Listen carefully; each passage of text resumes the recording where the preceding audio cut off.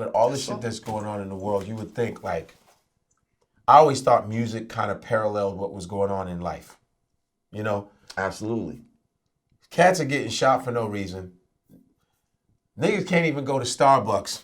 And wait for their friend. Wait for their fucking friend.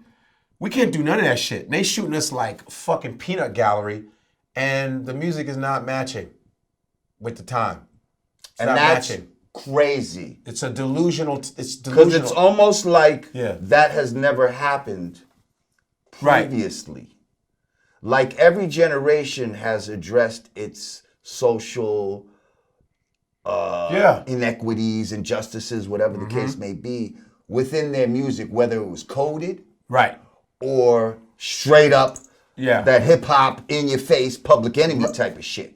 You understand? Right. But this generation could sit here and see all of this.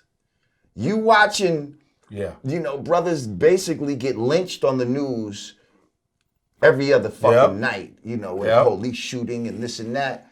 And nobody's addressing this? Nobody. Maybe two cats. Yeah, right? two, and they're the same go-to guys. Kendrick Jamar, and fucking J. Cole. And I guess there's maybe this guy named Joey Badass. Okay. Badass. But he's not as big a rapper as they are. As they are. Yes, Joey Badass is dope, and he's young. Vic Mensa? There's a Vic Mensa from Chicago. I've heard his name. I don't know. I think these guys are like the ones that are like conscious. But here's my thing. There's no gravitas in these voices of these cats. They sound like little boys. I'm not putting any of them down because I fuck with them. I go, at least there's some hope there. Let me hear what they have to say. The style of hip hop, here's the thing. It's the style at which they rap that you can't really get the message through. Because it's like, even they say, the police ain't shit. No! Because it's more about the style than it is the message. The message. And they're trying to throw the message in with that kind of rhythm. See, you guys, shit I came up on.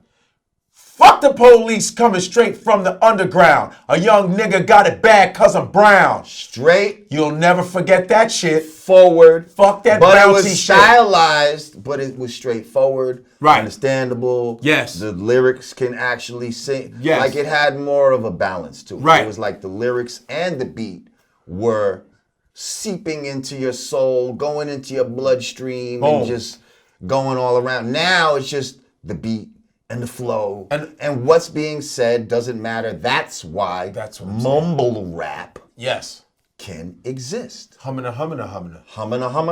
But they like to see black people. And that's even, and mumbling is old school. Mumbling. Ralph Cramden made that. Hummina. You got drive a dust. I drive a dust.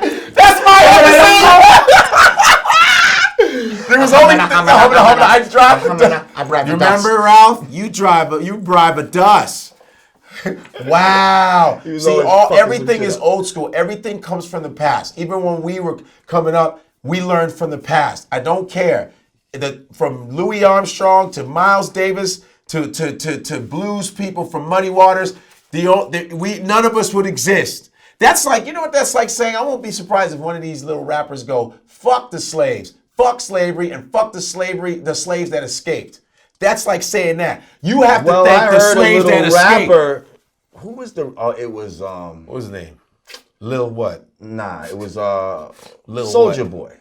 Oh man. This motherfucker said we should thank slavery because or else we wouldn't be here with all these diamonds and popping these bottles and getting litty. And I'm paraphrasing. But I know, right. Basically, that's what the fuck he said. That's so we should be actually grateful for slavery, according to Mr. Soulja Boy, because that brought us here, and that enabled us to now, have iPhones and shit. This is where I have to talk softly. Okay. This is called the disconnect. You see, this is where delusion meets ignorance. And I'm not saying Soulja Boy is an idiot, not saying any of that. A lot of people But that was stupid. That was a dumb thing to say. It's like my father was a teacher, so when I did some stupid shit, my father would say, what is the matter with you? That's what he would say. Right. Like, use your brain. My father would say that. I go, out of your right mind. He'd be like, what is the matter with you? And that face will make My you father, I knew. really look And at I'd be yourself like, this, damn, what is the matter with me? Yeah, like everybody, listen, we're talkers. You rap, I do comedy, but we use words. Right. We say, sometimes we don't say the smartest shit all the time. That's fact. Everybody's not gonna agree with the shit we say. But there's times I say some stupid, I said, that was stupid. I shouldn't have done that. Timing was bad. I would like it at least Soulja Boy going, that was some dumbass shit I just said. Because you know Dr. King, Malcolm X, like, are you fucking kidding me? But what's so crazy is these little motherfuckers think they're saying some profound shit when they say that. I know. So that's what's so crazy. We're sitting here like, well, hopefully he, he saw that it was a slip of the, no. That was a Probably to this day, he's thinking, yeah, I just put them on game. That's some deep shit I put them up on. It's like you're basically insulting all civil rights motherfuckers. You're insulting everybody that sacrificed themselves. You're putting down. I'm telling you, the slave that decided. I don't know who the first slave that escaped was, but there was that one dude that said, "I'm tired of this shit. I'm out. Fuck this, man." And you know there was some other slaves like, "What you doing? You know, master good to us." He's like, "Fuck this shit. I'm out." You feel me? And he's basically shitting on that. Thank God for slavery. You act like it's over. You feel me? Oh, that's a whole. Well, the mental shit is still there. That's a whole nother thing because yes, it's not over. Right. Like slavery. I was talking about this on my show. And you know, shit. Let's get you on there too with my own girl Rod Digger. Oh yeah. We're talking about the inertia of white insanity. You know, because I'm not going to call it supremacy because it's not supremacy. It's insanity. Right. So the inertia of white insanity, like in order to stop something with inertia, you need something of equal force or more to come against it and make it stop. So what in America has been that opposite force to come against white insanity to stop its inertia? Nothing. Nothing has stopped it. The inertia has been going right on, straight ahead, like Superman, like this here, flying through the fucking air. Right. And nothing has come to say, hold that shit up. And words ain't gonna do it, okay? Because all the inertia that came from this were made from laws and practices and ingraining shit in people's minds and fucking, putting shit in people's DNA. And this is multi-generational shit. So what are we going to create to stop that inertia? And this shit, I thought that hip hop would be that at one time, actually from like, I would say the conscious rappers, when that shit got conscious. I mean, Melly Mel was conscious as fuck. Oh yeah. Fuck what you heard. The Message, one of the greatest hip hop songs, pound for pound, like literally, lyrically, it was like The Message, Broken Glass. Fuck, just the first joint, broken glass everywhere, and you're like, it's still here. You understand? That's a timeless fucking song. You know what I mean? Even before that, like super rapping. One of his first joints, super rapping. You know what I mean? Maya, all the number book takers. Drug pimps are pushers and the big money makers. Driving big cars, spending 20s and 10s, and wanted you grow up to be just like that. Like, come on, he was putting niggas up on game early. Right, and I'm not going to say that there was no... Shout out Muscle Simmons. Grandmaster Melly Mel, a.k.a. Muscle Simmons. Man, I'm not going to say that we didn't have corny shit, of course, but that wasn't the music industry. And we all had corny shit. There was like, oh, that was corny. Right. But at least the good music was in the forefront. We always had the good shit first. Corny shit was to the side. Rapping Duke, blah, blah, blah, that shit. Well, I've had motherfuckers say to me in this generation, well, who's to say what's good? Oh, man. These motherfuckers. Like, you fucking...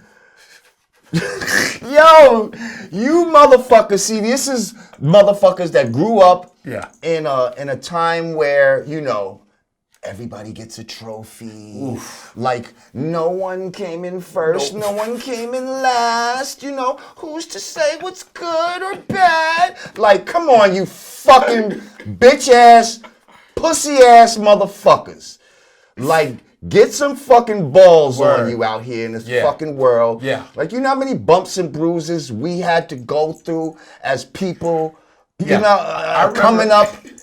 Our age, nigga, we riding around in fucking cars in the front seat with no seatbelt on bench, fucking. And your mom there said, "Are you okay?" With cigarette smoke being blown in your face. Word. Right? Word. All right, let's go. They got cushion in playgrounds, man. Little bitches.